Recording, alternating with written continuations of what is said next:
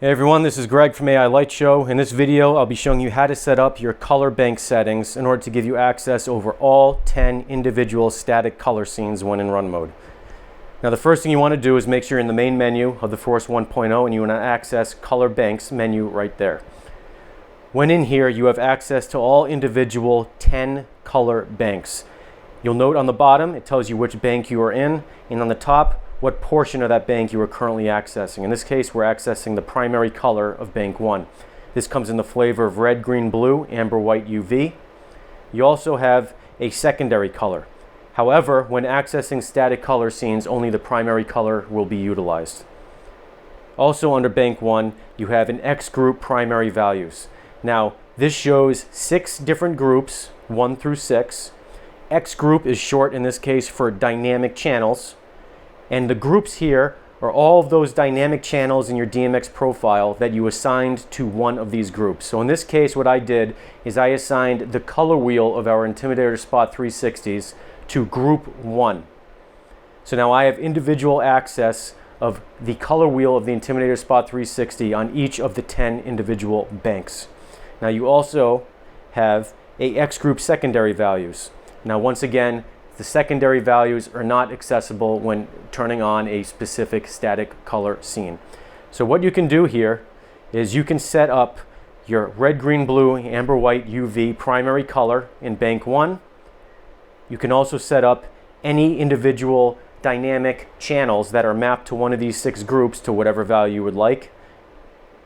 You can do the same thing for bank number 2 all the way through number 10, and you'll be able to gain access to any one of these on the fly when you're in run mode.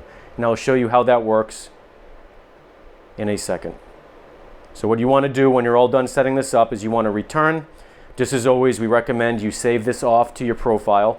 I've already saved this off, so I don't need to do that here. Then all you need to go is into run, and then we'll show you how this works on the fly. Okay, now that we're in run mode, I'm going to show you how to access each of the 10 individual static color scenes. In order to access them, all you have to do is press down on the scenes button, and you'll notice all the capacitive touch sensors light up, the ones that are applicable in this case. And each of the 10 color scenes are available through 2 different pages. Page 1 gives you static color scene number 1, 2, 3, 4, 5.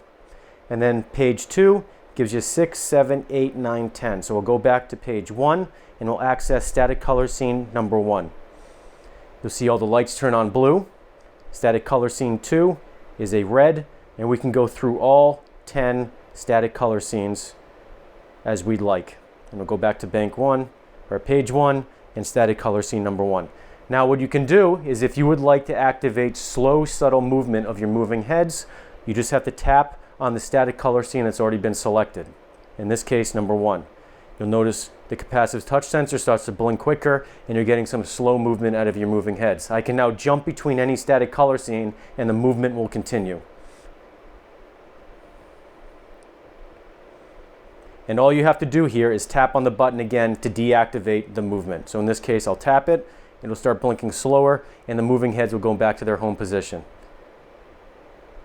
All right, so it's as simple as that. Now, to take this a step further, all fixtures in my DMX universe that are labeled as secondary fixtures can be influenced separately when activating static color scenes. So I'll show you what I mean.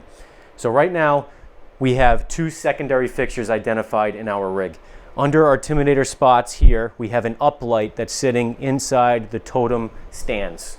Those are secondary fixtures. Now by default, all secondary fixtures will be treated as primary fixtures unless you enable wash mode.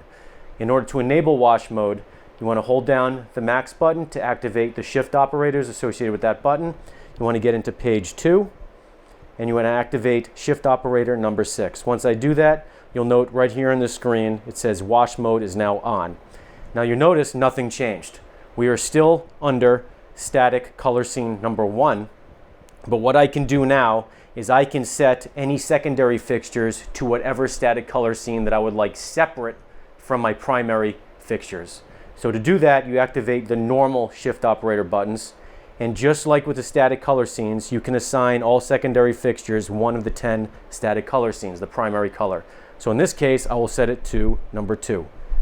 And you'll notice now my secondary fixtures have turned red, and I can control any one of them independently of my primary fixture color. And I can set it back to the same color as my primaries as well. I'll set this to red. I'll go back to my primary static color scenes, and I will also change them to red or any other color that I would like.